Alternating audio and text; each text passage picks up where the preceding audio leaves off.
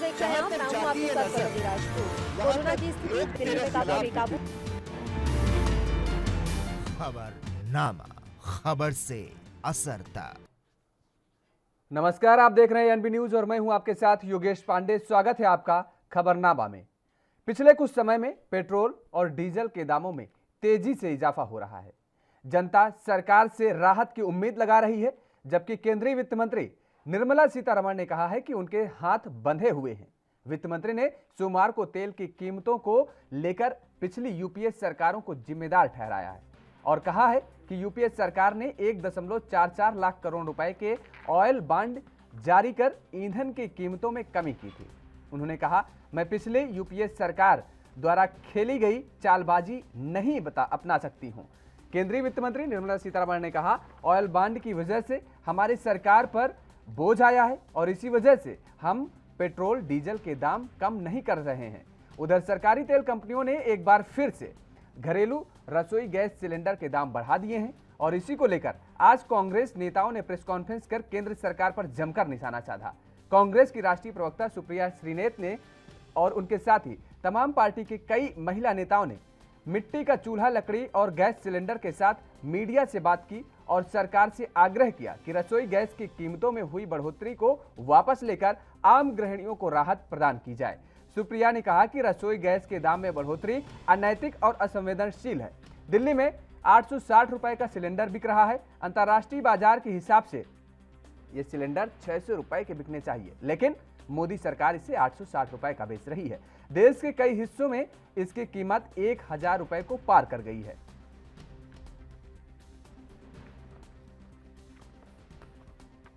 सामने आया, उनकी विफलता सबके सामने आई और कल ही दम और अहंकार में चून सरकार ने रसोई गैस का दाम 25 रुपए प्रति सिलेंडर बढ़ा दिया है।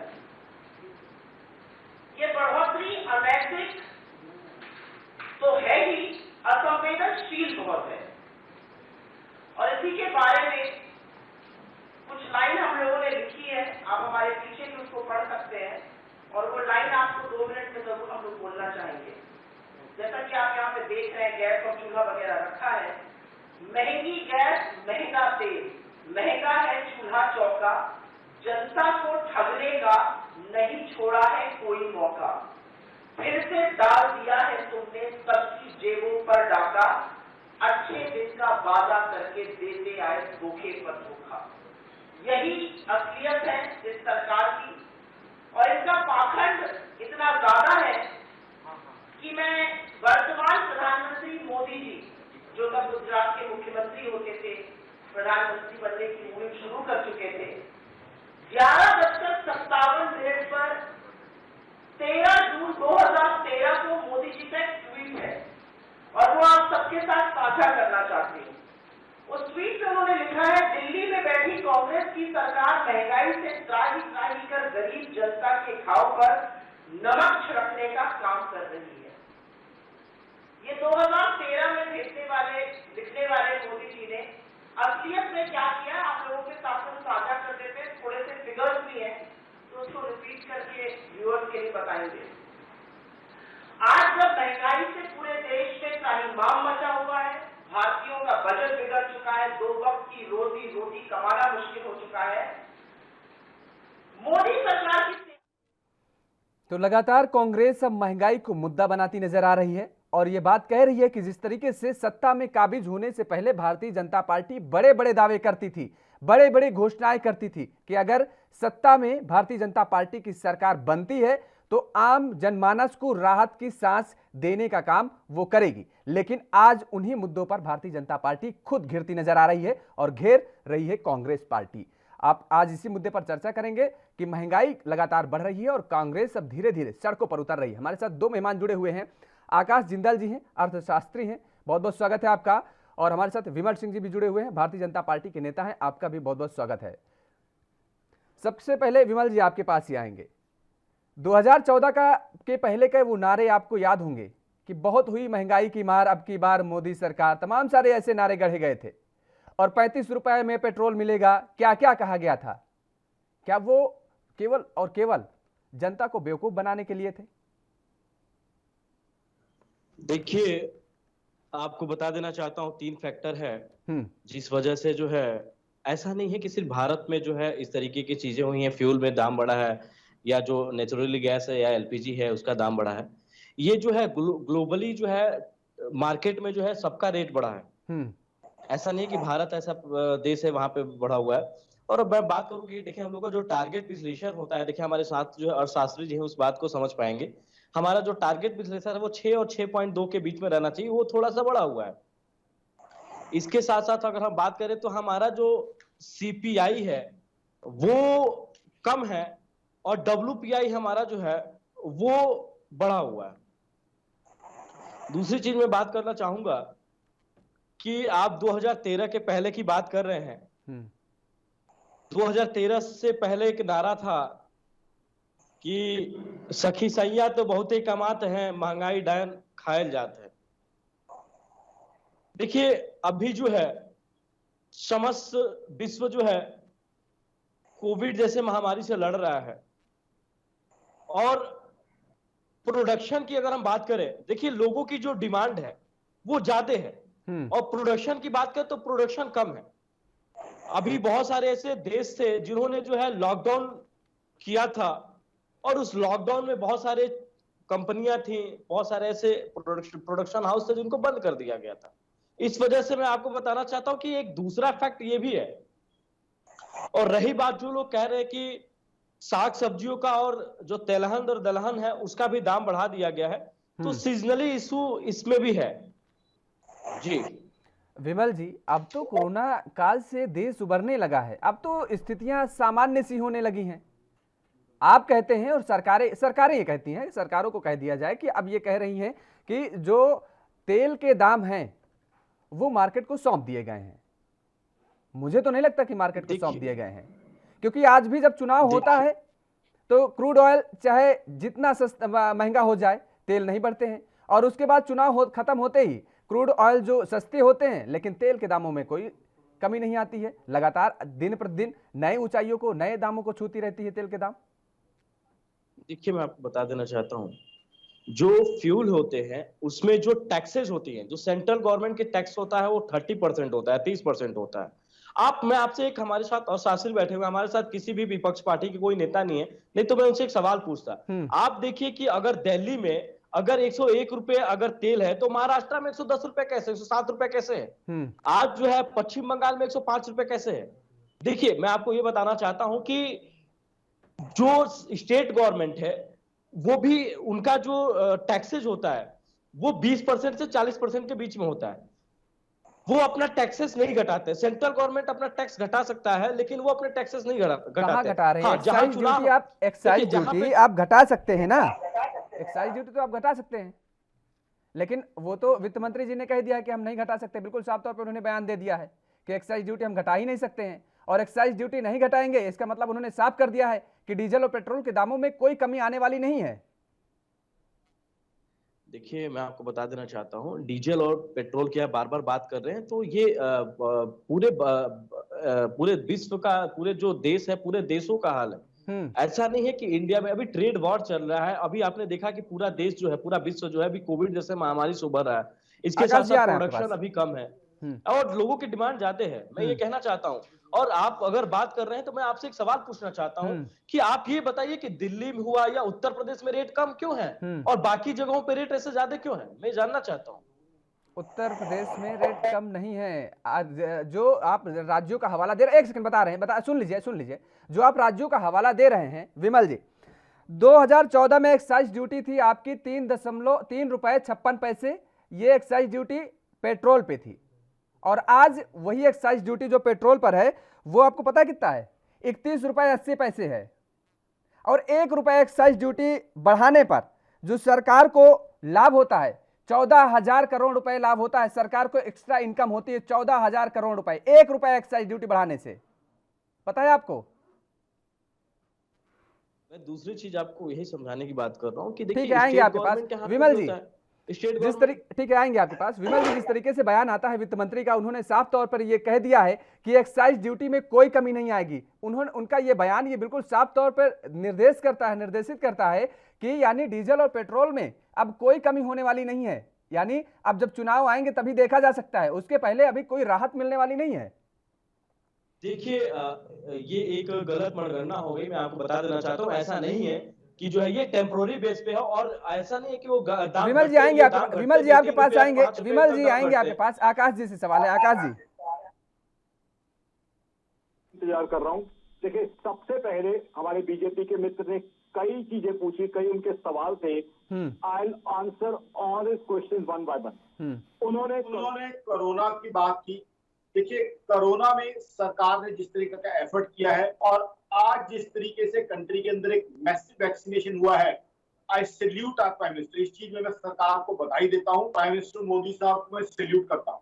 आप जो मेरे बीजेपी के मित्र डेटा दे रहे हैं उसमें कई चीजें कह दूं आपको। पहले तो मैं आपको क्लैरिफाई कर दूं मेरे मित्र, 2 तरह के टैक्सेस हैं। Central government central excise charge करती है, स्टेट गवर्नमेंट वैट चार्ज करती है। आप करते हैं, आप बात कर रहे हैं ग्लोबल मार्केट्स और ग्लोबल मार्केट्स की प्राइसेस की। बात यहाँ पे हाई सेंट्रल एक्साइज की है। सेंट्रल एक्साइज आप बताएंगे आपने कितने बार बढ़ाया है आपकी सरकार ने इस रेजीम में और पिछले रेजीम में? सवाल यहाँ सीधा है कि आपके यहाँ इतना हाई सेंट्रल एक्साइज क्यों चार्ज किया जा रहा है? स्टेट्स इतना हाई वैट क्यों चार्ज कर रही है? जो आपका स्पेसिफिक सवाल है कि उस स्टेट में ज्यादा क्यों है, उस स्टेट में कम क्यों है, जाहिर सी बात है स्टेट का वैट ज्यादा है, बट स्टेट का वैट एड ऑन होता है सेंट्रल एक्साइज पे। तो सबसे पहले मेरा प्राइमरी क्वेश्चन ये है, why is the central government charging so high central excise? बात ये की जाती है, मैं तमाम नेशनल चैनल्स पे आपके नेशनल स्पोर्ट्स पर्सन से डिबेट करता हूं कि हमें डेवलपमेंट के लिए पैसा चाहिए, ग्रोथ के लिए पैसा चाहिए, कोरोना को फाइट करने के लिए पैसा चाहिए, गरीब भाई बहनों को अनाज देने के लिए पैसा चाहिए। मानता हूं ये सब देश की जरूरतें हैं, लेकिन इसके लिए पेट्रोल और डीजल से हाई एक्साइज चार्ज करना मेरे हिसाब से सही नहीं है। इसके लिए और कमाई करने के बहुत से तरीके हैं, बहुत से रास्ते हैं जिसके थ्रू कमाई की जा सकती है। हाई एक्साइज क्या करता है? इन्फ्लेशन बढ़ाता है। इन्फ्लेशन जीडीपी कम करता है, इससे डिमांड कम होती है, तो इकोनॉमी की ग्रोथ पे इंपैक्ट आता है। मेरे हिसाब से आज जब हम कोरोना से रिकवर किए हैं, इकोनॉमी ग्रो कर रही है, ऐसे में सेंट्रल एक्साइज का रिलीफ आपको देना चाहिए। आप सेंट्रल एक्साइज कम करेंगे तो हम स्टेट से भी बात कर सकते हैं कि आप वैट कम कीजिए। और स्टेट्स की बात करें, बहुत सी स्टेट्स में तो आप ही की सरकार है, कुछ जगह कांग्रेस की है, कुछ जगह रीजनल पार्टीज हैं। तो सबसे पहला स्क्वायरली क्वेश्चन आपसे आता है, why have you increase central excise so many times? ये बात सिर्फ आपके इस रेजिम की नहीं बात कर रहा मैं, 2014 से लेके आज तक कितने बार आपने सेंट्रल एक्साइज बढ़ाया है? अगर आपके पास डेटा है तो बता दीजिए। 13 बार इन्होंने बढ़ाए हैं। आकाश जी मैं बता रहा हूँ, 13 बार इन्होंने बढ़ाए हैं और 3 बार इन्होंने घटाए हैं। 13 बार बढ़ाए हैं। और अगर पिछले साल का जिक्र किया जाए मई में, तो एक साथ इन्होंने 10 रुपए एक्साइज बढ़ाया था, एक साथ। जी, तो अब मैं आगे आता हूं। अब आप करते हैं ग्लोबल मार्केट की बात। देखिए, ग्लोबल मार्केट्स में ब्रेंट क्रूड $69.8 पर बैरल है। क्योंकि हम इंपोर्ट करते हैं तो यूएस डॉलर का रेट भी देखना पड़ेगा। आपको सारा डेटा देता हूं मैं, 74.25 के आसपास है। लेकिन बहुत सी कंट्रीज हमारी तरह ही क्रूड इंपोर्ट करती हैं। आप हमारे नेबर्स से कंपेयर करके देख लीजिए, इतने हाई टैक्सेस जो हैं सेंट्रल गवर्नमेंट के कहीं भी नहीं है। आपने जो डेवलपमेंट का काम किया, आपको मुबारकबाद देते हैं। वैक्सीनेशन का आपने काम किया, देश में बहुत अच्छा काम किया, इट्स एन एग्जाम्पलरी ड्राइव।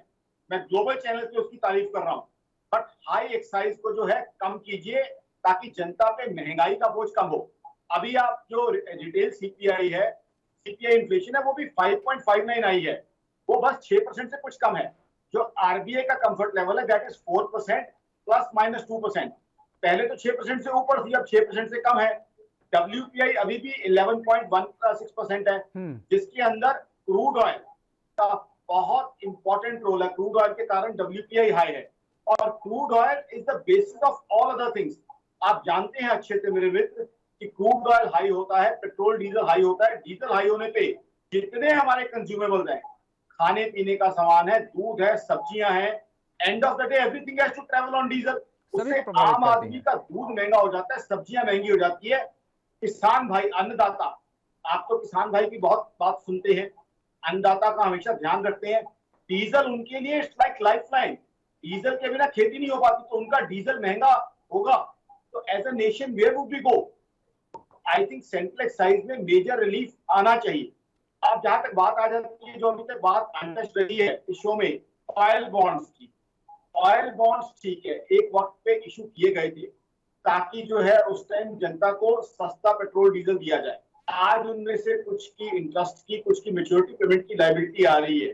वहां मेरा ये मानना है कि ठीक है आज सरकार के ऊपर बोझ है ऑयल बॉन्ड्स का, लेकिन correspondingly the government is collecting high excise also.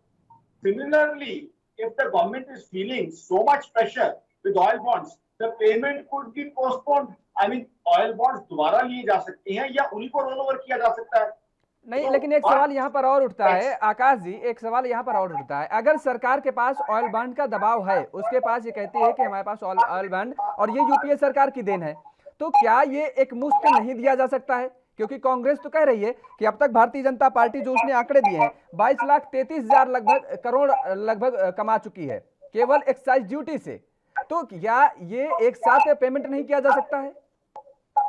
जी, उसका मैं जवाब दूंगा। देखिए आज की तारीख में हम सेंट्रल गवर्नमेंट का भी हमें थोड़ा पक्ष समझना पड़ेगा। कोरोना के टाइम कंट्री का बहुत खर्चा हुआ है, जो गरीब भाई बहनों के लिए एक बहुत बड़ा अनाज का आउटले किया गया है, उस पर बहुत बड़ा खर्चा हुआ है। वैक्सीनेशन की ड्राइव जो कि एग्जाम्पल है उस पर खर्चा हुआ है, और कोरोना में जो लॉकडाउन के कारण इकोनॉमी में डेफिसिट रहा है, जीडीपी ग्रोथ 31 मार्च की -7.3% रही है, तो कहीं ना कहीं सेंट्रल गवर्नमेंट के भी अपने इश्यूज हैं। मेरा मानना है कि लमसम पेमेंट अभी करने की पोजीशन में सेंट्रल गवर्नमेंट नहीं है। मैं यहाँ दूसरी बात करता हूँ, if oil bonds are so heavy on the economy, on the government, there is a way out, आप उनको रोल ओवर कर सकते हैं। बिल्कुल और ठीक है फिर विवेक, आपके एक high बिल्कुल size आकाश जी, यहाँ collection आपको रोकेंगे, फिलहाल वक्त तो चला एक छोटे से ब्रेक का, ब्रेक के बाद फौरन हाजिर होते हैं और चर्चा को आगे बढ़ाएंगे। कोरोना की स्थिति दिल्ली में काफी बेकाबू। खबरनामा, खबर से असर तक। और ब्रेक के बाद एक बार फिर आप सभी का स्वागत है। चर्चा को आगे बढ़ाएंगे, हमारे साथ दोनों मेहमान लगातार जुड़े हुए हैं और जिस तरीके से डीजल और पेट्रोल के बढ़ते दामों पर चर्चा हो रही है, जिस तरीके से अभी 25 रुपए ही एलपीजी गैस सिलेंडर भी महंगे हो गए हैं और उसको लेकर के अब कांग्रेस लगातार हमलावर हो रही है और कह रही है कि वो जिन वादों का, जिन दावों का जिक्र किया करती थी भारतीय जनता पार्टी, आज वो क्यों भूल गई है। विमल सिंह जी, वित्त मंत्री जी ने ऑयल बॉन्ड का जिक्र किया, एक डेटा आया है, पेट्रोलियम प्लानिंग एंड एनालिसिस ने एक आंकड़ा जारी किया है जिसने बताया है कि 3,71,000 करोड़ रुपए आपने कमाए हैं, ये आंकड़ा जारी हुए हैं।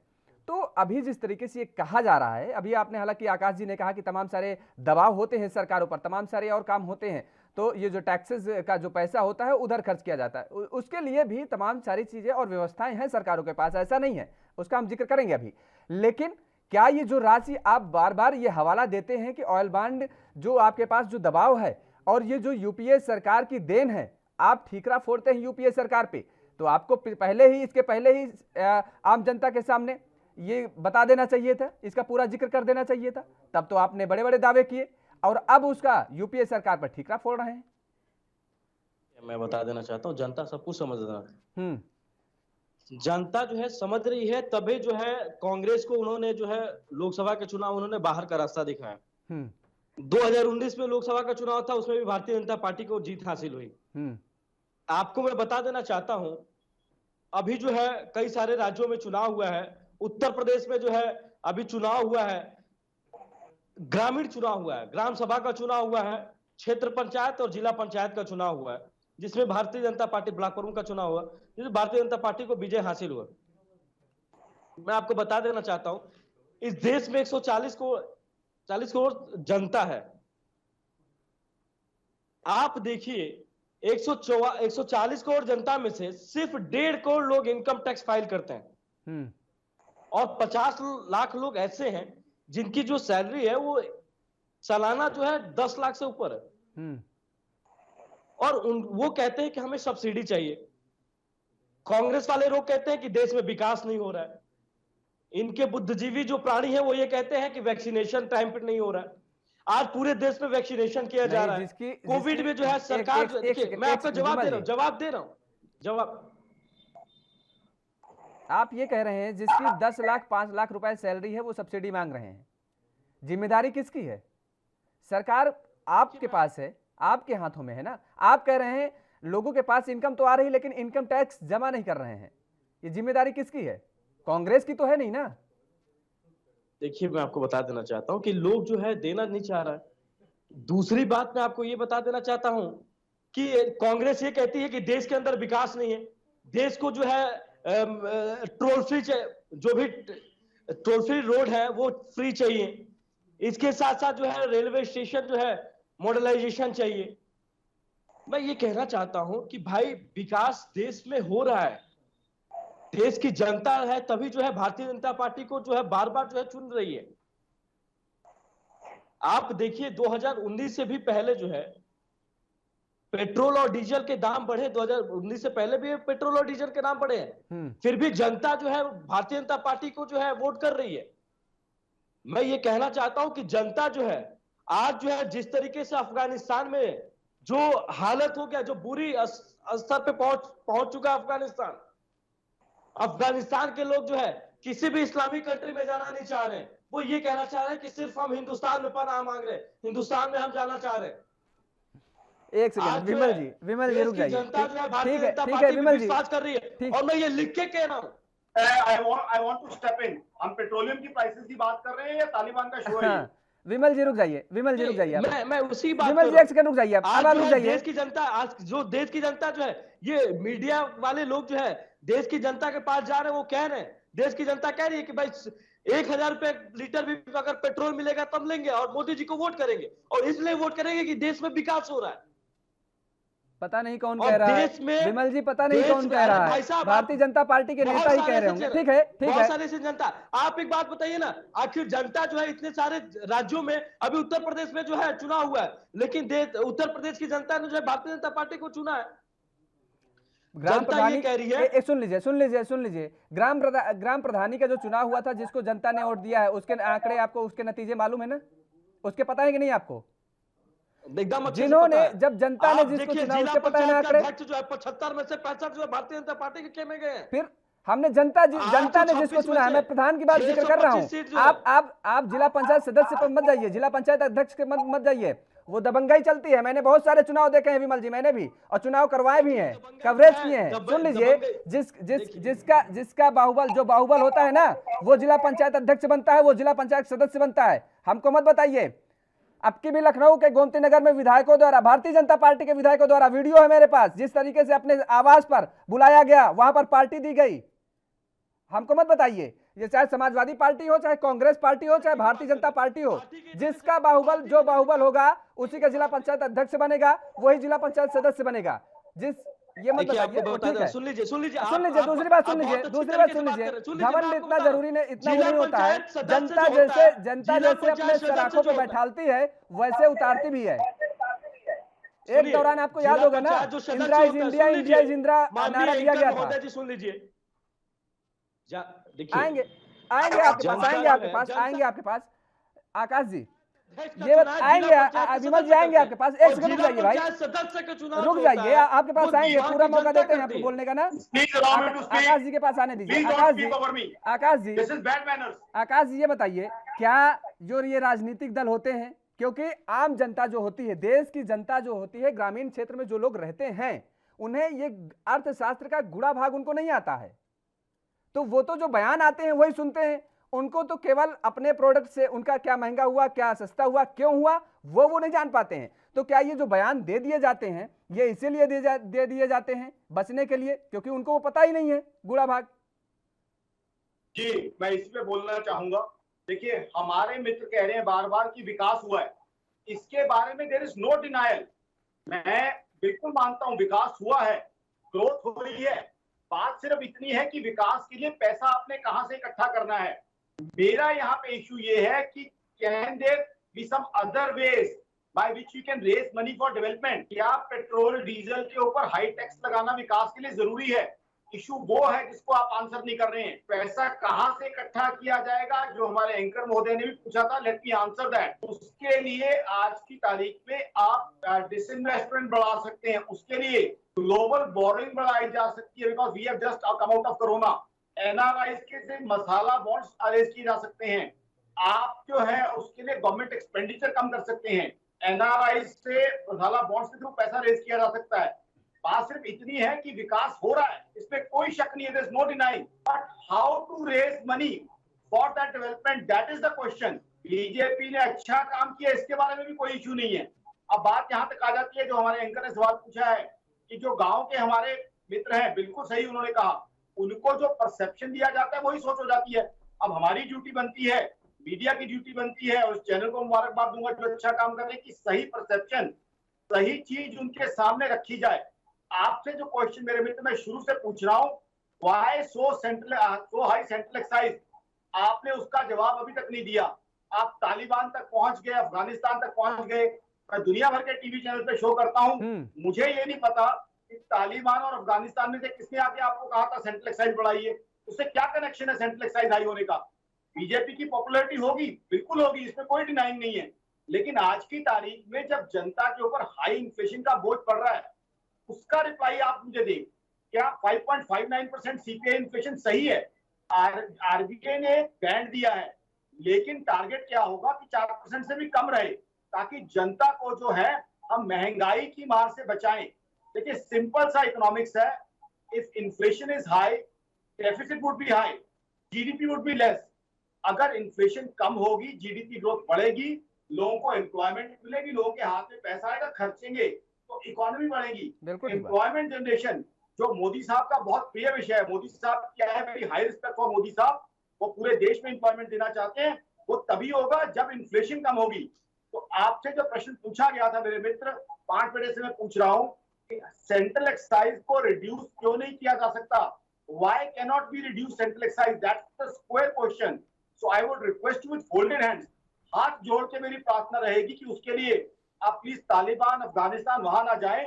सिर्फ इस देश की इन्फ्लेशन, और जो मेरे एंकर मित्र ने पूछा है कि आम आदमी जो गांव का आदमी है, जिसको महंगाई तकलीफ दे रही है, मेरा किसान भाई, मेरा अन्नदाता, जिसके लिए हाई डीजल प्राइसेस, उसकी जो है इकोनॉमिक्स, उसकी जो वायबिलिटी है वो उसको खराब कर रही है, उसको आप क्यों नहीं रिड्यूस कर सकते? Why can't you raise money to other sources of income? If you reduce central excise, then we can go to Congress as well as regional parties, ask them that look, BJP, the central government has set an example, why don't you follow suit? So I think with lot of respect and due regards to your party, I have very high respect for the Prime Minister Modi. I think he is the best Prime Minister we ever had.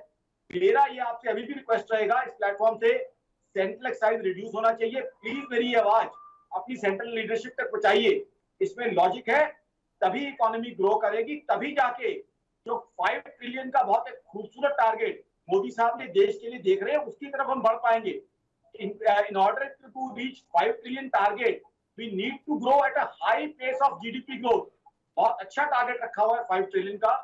आज बिल्कुल बात कह रहे हैं। आकाश जी आएंगे, आप ही का सवाल का जवाब लेंगे, लेकिन फिलहाल वक्त चला एक छोटे से ब्रेक का, ब्रेक के बाद फौरन हाजिर होते हैं।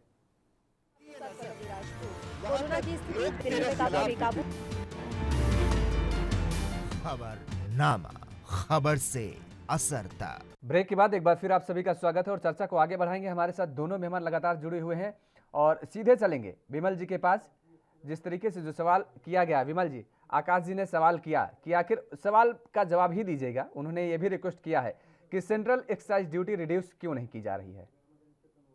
मैं आपको बता देना चाहता हूं, एक्साइज और दूसरा जो है फ्यूल एंड गैस के टैक्सेस जो होते हैं, उनके टैक्सेस से जो है देश चलाया जाता है और देश का विकास किया जाता है। क्योंकि अगर आप देखें तो इनकम टैक्स लोग जो है कम फाइल करते हैं। दूसरा चीज, अगर देश को चलाने की बात करें तो अगर देश को सोर्स ऑफ इनकम अगर देखा जाए तो यही 1-2 डिपार्टमेंट है जहां के टैक्सेस से जो है चला जाए। पेट्रोलियम ऐसा एक डिपार्टमेंट है जहां पे जीएसटी नहीं है, जीएसटी टैक्सेस नहीं है। और ये ऐसा नहीं है कि क्योंकि स्टेट गवर्नमेंट जो है नहीं चाहता है कि पेट्रोल के ऊपर जो है जीएसटी टैक्सेस लगाया जाए, इसलिए नहीं लगाया जाए क्योंकि उनको यहाँ पे सबसे ज्यादा अगर सोच की बात करें तो 2 डिपार्टमेंट ऐसा है कि जहां पे स्टेट गवर्नमेंट जो है टैक्सेस निकालता है। जैसे हम बात करें एक्साइज में जैसे मान लीजिए कि लिक्विड हो गया, दारू हो गया, शराब हो गया, मदिरा हो गया। अरे विमल जी, एक्साइज ड्यूटी सेंट्रल, सुन लीजिए, सेंट्रल एक्साइज ड्यूटी जो लगा रही है वो उसमें आप कितना पैसा राज्य को देते हैं, कितना पैसे देते हैं राज्य को? सेंट्रल लगा रही है एक्साइज ड्यूटी, आप कह रहे हैं राज्य लगा रही है। नहीं, एक्साइज ड्यूटी की बात मैं नहीं कर रहा हूं, मैं टैक्सेस की बात कर रहा हूं। आप दूसरी बात मैं आपसे ये कहना चाहता हूं कि जो आप कह रहे हैं तो सेंट्रल गवर्नमेंट 30% जो है अपना जो है टैक्सेस बढ़ाई हुई है। सेंट्रल गवर्नमेंट का जो टैक्सेस है वो 30% है, स्टेट गवर्नमेंट का जो एक्साइज टैक्सेस है वो ये है 20 से 40% है। तो मैं ये कहना चाहता हूं कि सेंट्रल गवर्नमेंट अपना जो है जो टैक्सेस है वो नहीं तो क्या इसके पहले 2014 के पहले देश नहीं चलता था? 2014 के पहले भी तो देश चलता था। उस दौरान जो एक्साइज ड्यूटी थी तो वो डीजल पे 3 रुपए थी और पेट्रोल पे जो थी वो लगभग 9 रुपए थी, और अब जो है डीजल पे 31 रुपए कुछ पैसे हो गई है और पेट्रोल पे 32 रुपए कुछ पैसे हो गई है। देखिए, इसीलिए मैं तो आपसे कहना चाह रहा हूं कि स्टेट गवर्नमेंट से आप क्यों नहीं कह रहे, इसलिए क्योंकि अरे मैं आपका जिक्र कर रहा हूँ भाई, मैं सेंट्रल का जिक्र कर रहा हूँ। विमल जी, आकाश जी ने सेंट्रल एक्साइज ड्यूटी का जिक्र किया, आप स्टेट पे चले जा रहे हैं तुरंत। आप क्या कर रहे हैं? सेंट्रल क्या कर रही है? सेंट्रल का जिक्र करिए ना, आप उसका बताइए। सेंट्रल का ये है कि देखिए प्रोडक्शन कम है और ग्लोबली लेवल पे, ऐसा नहीं है कि इंडिया में, ग्लोबली लेवल पे जो है इसका प्रोडक्शन कम है, जिस वजह से जो है इसका रेट बढ़ा हुआ है। क्या बात कर रहे हैं आकाश जी? क्या विमल जी क्या कह रहे हैं? तो मुझे तो कुछ समझ में नहीं आ रहा, शायद आप ही समझ पा रहे हो तो आप बता दीजिए।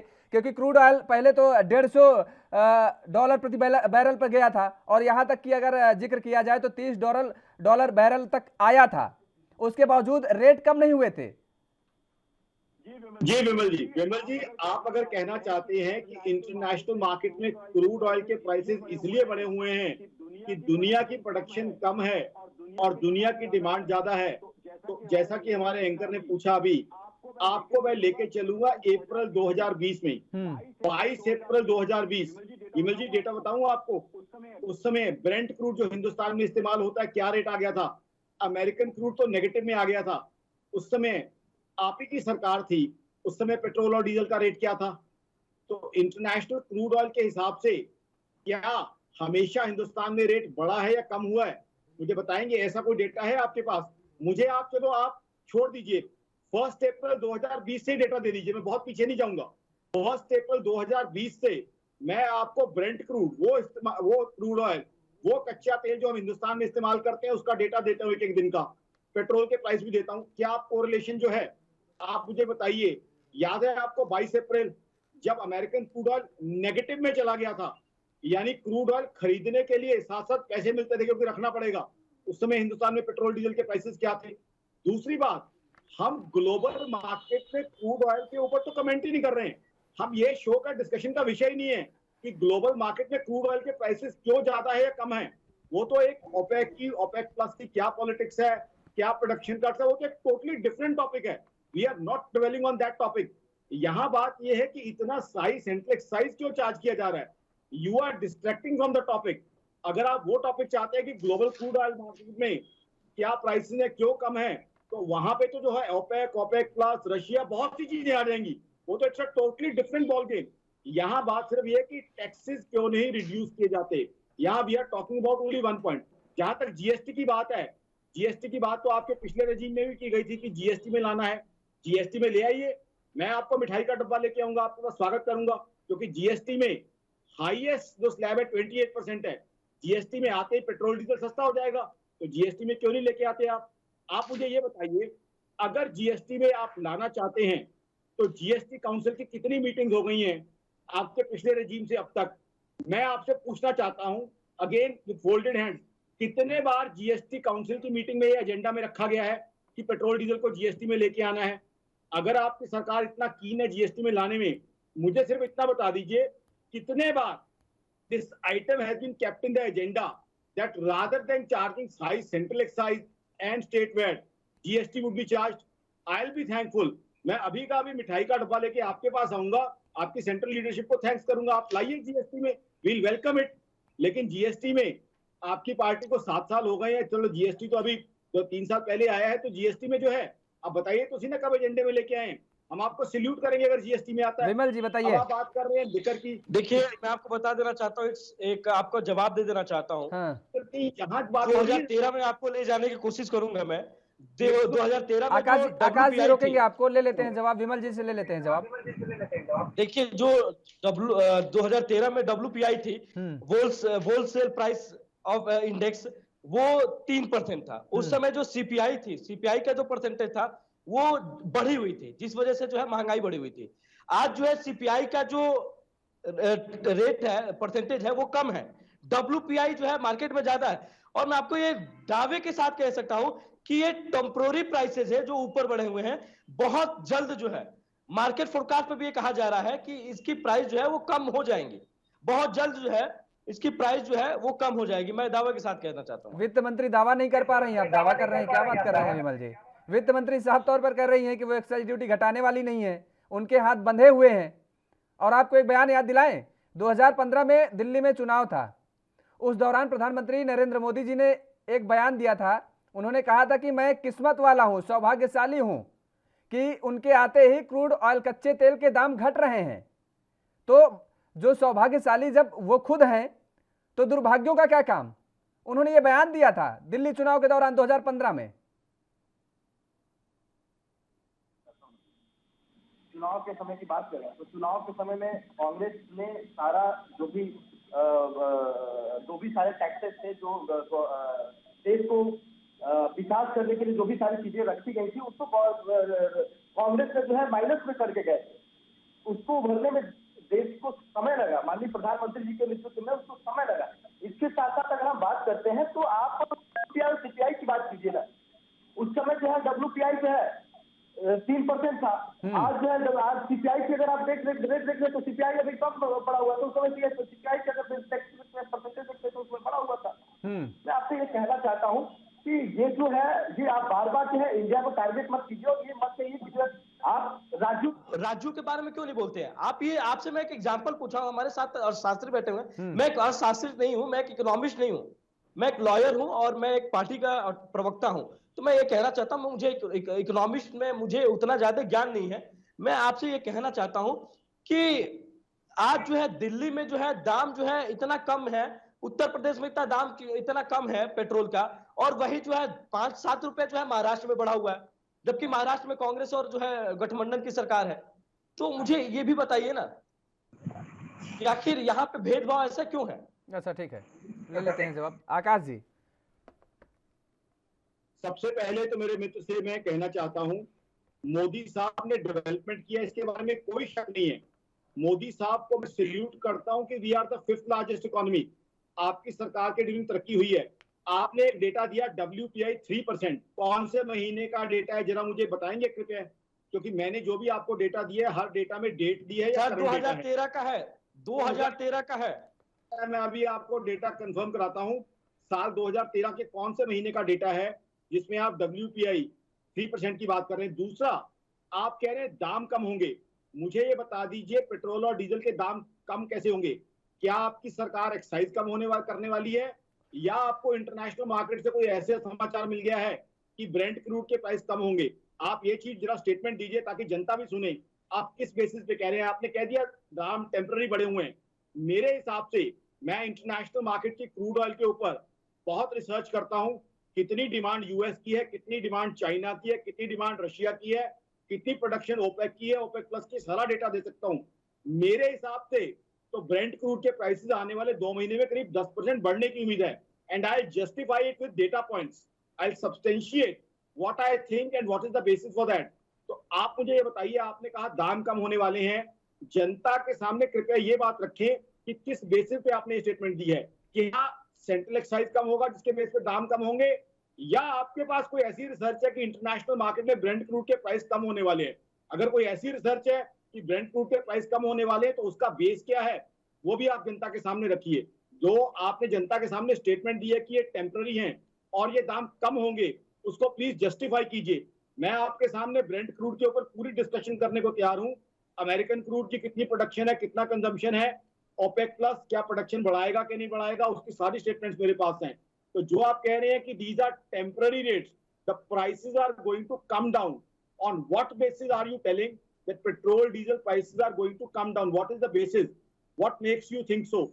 या स्टेट्स के पास से आपको कोई ऐसी इंफॉर्मेशन आई है कि वैट जो है कम होने वाला है? जहां तक महाराष्ट्र की बात है, वो सब अब मैं शुरू में कह चुका हूं कि हर स्टेट अपने हिसाब से हाई वैट चार्ज करती है। और मैं आपको बता दूं, मैं तमाम चैनल्स पे कांग्रेस से भी ये सवाल बार बार किया कि आप भी जो है स्टेट में वैट रिड्यूस कीजिए। मैंने कांग्रेस से बार बार ये सवाल किया है कि आप अपनी स्टेट्स में वैट रिड्यूस कीजिए, चाहे पंजाब हो, महाराष्ट्र में तो कोalition की गवर्नमेंट है। तो इसमें ऐसा है कि ये सवाल आज कांग्रेस का कोई यहाँ पे रिप्रेजेंटेटिव नहीं है, बट इस प्लेटफॉर्म से मैं कहना चाहूंगा कि कांग्रेस से भी ये मेरा सवाल है कि आप अपनी स्टेट्स में वैट रिड्यूस कीजिए। उनसे भी मैं ये कहता हूँ कि आप वैट रिड्यूस करेंगे तो we can ask the central government to reduce central excise. तो इसलिए उसमें भी हमारा जो है, कांग्रेस से हम अकाउंटेबिलिटी मांगते हैं कि क्यों आप इतना हाई वैट रखा हुआ है आपने पंजाब में या महाराष्ट्र में, तो कोalition गवर्नमेंट है, बट साथ ही साथ सेंट्रल एक्साइज तो आपका प्रेरोगेटिव है। तो यहाँ आप सेंट्रल एक्साइज का मुझे रिप्लाई दे दीजिए। और जो आपने कहा है कि टेम्पररी प्राइस हाइक है, प्राइस कल को कम होंगे, उसका क्या बेसिस है, ये प्लीज आप जनता के सामने रखें, ये मेरी रिक्वेस्ट है आपसे। विमल जी, देखिए मैं आपको बता देना चाहता हूं, जिस तरीके से प्रोडक्शन और जिस तरीके से डिमांड है, वो दोनों में बहुत जमीन आसमान का अंतर है। जिस तरीके से अभी जो है सारा देश जो है कोविड जैसे महामारी से लड़ रहा है और वहां पे जो है प्रोडक्शन कम है, क्योंकि बहुत सारे ऐसे देशों में जो है लॉकडाउन जैसा माहौल था, वहां पे जो है डिसाइड करती है, देश के अंदर नहीं होता। Crude oil is an international commodity, इसके प्राइसेस ग्लोबल मार्केट में फिक्स होते हैं, देश की डिमांड से उसका कोई नहीं है। मैं वही आपको बताना चाहता हूं कि ग्लोबल मार्केट पे ऐसा नहीं है, ग्लोबल मार्केट पे इसका रेट जो है वो बढ़ा हुआ है, और इसलिए बढ़ा हुआ है क्योंकि डिमांड जो है, ऐसा नहीं है कि इंडिया की तरफ से डिमांड ज्यादा किए गए, ऑल ओवर कंट्री की वजह से, जो ऑल ओवर कंट्री की तरफ से जो है डिमांड जिसमें ज्यादा किए गए, जिसमें से प्रोडक्शन कम है और रेट जो है ग्लोबली ये बढ़ा हुआ है। और जैसे ही वो प्रोडक्शन अगर थोड़े समय में जो है, क्योंकि अभी जो है लॉकडाउन जैसा माहौल था और लॉकडाउन के बाद जो है प्रोडक्शन कम था और डिमांड ज्यादा है, जिस वजह से जो है लोगों तक जो है चीजें पहुंच रही है और महंगी पहुंच रही है। प्रोडक्शन जो है अगर अच्छे तरीके से, बहुत जल्द जो है प्रोडक्शन अच्छे तरीके से होगा और ग्लोबली रेट कम होगा, और जिस वजह से जो है ये जो मैं टेम्पररी रेट की बात कर रहा हूँ वो भी कम होगा। जी विमल जी, लेकिन जिस तरीके से आप कह रहे हैं कि प्रोडक्शन कम है लेकिन डिमांड, इसकी मांग जो है वो ज्यादा है, ठीक है। कच्चे तेलों का दाम, अगर देखिए जनता तो सीधे साधे शब्दों में जानती है, जैसे अभी मैंने कहा कि वो अर्थशास्त्र का गुणा भाग तो जानती नहीं, क्या करती है जनता, ये समझती है कि आप कितने में खरीद रहे हैं और जनता को कितने बेच रहे हैं, वो इतना ही जानती है, बाकी और कुछ नहीं जानती है कि हाँ क्या अर्थशास्त्र कहाँ लगता है। और आप कह रहे हैं कि आने वाले समय में इसकी प्रतिपूर्ति कर पाएंगे, ये कैसे दावा कर सकते हैं? अभी तो तीसरी लहर कहा जाएगा, जिस तरीके से ये कहा जा रहा है कि तीसरी लहर कोरोना की आ सकती है, संभावना जताई जा रही है। तो अगर ऐसा, ईश्वर न करे ऐसा हो, लेकिन अगर ऐसा हो सकता है तो उसके बाद क्या हाल होगा? आप कह रहे हैं कि आने वाले समय में डीजल पेट्रोल के दाम में कमी आएगी, कैसे? क्या आप या तो आप राजनीतिक व्यक्ति होकर के बिल्कुल सीधे तौर पर चुनाव को सामने देख रहे हैं, क्योंकि आने वाले समय में राज्यों में चुनाव है, इसका जवाब मुझे देने दीजिए, क्योंकि आने वाले समय में राज्यों में चुनाव है, उसके नजरिए से आप देख करके ये बात कह रहे हैं। आकाश जी, सबसे पहले तो मैं एक बात कहना चाहता हूं कि बिल्कुल मैं आपके साथ हूं। जनता ये देखती है कि मेरी जेब में क्या हालत है, आज जनता क्या देखती है कि मेरी कमाई कहाँ है। कोरोना के कारण लोगों की कमाई कम हुई है। मई में मैंने कितने शो किए होंगे अनएम्प्लॉयमेंट में, मैं खुद भूल गया हूँ। बहुत से लोग अनएम्प्लॉयड हैं, बहुत से लोगों की सैलरी जो है रोल बैक हुई है, यानी सैलरी कम हुई है, लोगों के बिजनेसेस में से इनकम कम हुई है, उसका डेटा हमारे सामने है। जीडीपी ग्रोथ 31 मार्च की -7.3% है, यानी लोगों की कमाई कम हुई है। एक तरफ लोगों की कमाई कम हुई है, एक तरफ खर्चा बढ़ रहा है। देखिए, अगर कमाई बढ़ रही हो तो ज्यादा खर्चा टॉलरेट करना कोई दिक्कत नहीं होती, लेकिन कमाई कम हो रही है, खर्चा बढ़ रहा है, तो बिल्कुल मैं आपके साथ हूं, आपकी बात का समर्थन करता हूं। चाहे गांव का आदमी हो, चाहे दिल्ली का आदमी हो, चाहे लखनऊ का आदमी हो, जब उसको ये दिखता है कि मेरी कमाई कम हो रही है, मेरे बेटे की इंजीनियरिंग के बाद नौकरी नहीं लग रही, मेरी दुकान से मेरी कमाई कम हो रही है, ऊपर से खर्चे बढ़ते जा रहे हैं, तो वहां उसके लिए तकलीफ बहुत ज्यादा होती है। बिकॉज ये तो मैं मानना ही पड़ेगा, इसमें मैं बीजेपी या सेंट्रल गवर्नमेंट को दोषी नहीं मानता। कमाई क्यों कम हुई है? कोरोना के कारण कम हुई है, कोरोना की वजह से जीडीपी ग्रोथ कम हुई है, इनकम कम हुई है। बिल्कुल ठीक बात आप कह रहे हैं, लेकिन सरकार को इस पर चिंतन करना चाहिए। सरकार को केवल ऐसे बयानों को दे करके उसके बाद बचाव अपना करते हुए नजर नहीं आना चाहिए। फिलहाल एक वक्त चला एक छोटे से ब्रेक का, ब्रेक के बाद फौरन हाजिर होते हैं। कोरोना की स्थिति दिल्ली में काफी बेकाबू। खबरनामा, खबर से असर तक।